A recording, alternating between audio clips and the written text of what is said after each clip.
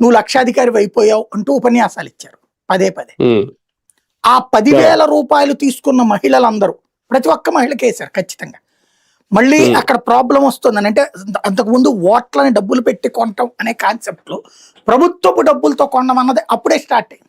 10,000 రూపాయల కాన్సెప్ట్. ఇంకో 10,000 రూపాయలు కూడా 20,000 కూడా ఇస్తామంటూ ఇంకో 10,000 కూడా కొంతమంది అకౌంట్లు వేశారు. దాదాపు 10-15%. ఈవెన్ రైతులకు కూడా రుణమాఫీ అన్నటువంటిది మొదట స్కేల్ పెట్టి వేసి చివరిలో చక్క కొంతమందికి వేసేసారు మళ్ళీ. అలాగే నిరుద్యోగ భృతి 1,000 రూపాయలు అని చెప్పించి అది 5 నెలల ముందు, తర్వాత కరెక్ట్గా ఎలక్షన్స్కి ఆ నోటిఫికేషన్ వచ్చిన తర్వాత చివరిలో అది 2,000 చేసామంటూ అంతకుముందు డేట్ల మీద పెట్టి 500, 1000 అట్లాగే ఎక్స్ట్రా వేసేసారు. అవి కూడా ఇవన్నీ ప్రభుత్వ సొమ్మే. కనీసం అట్లాగే ఒక 30-40 వేల కోట్లు వేసి ఉంటారు చివరికి. అందుకని జీతాలు కూడా ఇవ్వలేక 100 కోట్ల రూపాయలే మిగిలి ఉన్నాయని నిర్మల రామకృష్ణుడు 2019 తర్వాత ఇంటర్వ్యూ ఇచ్చింది, గుర్తుంది కదా.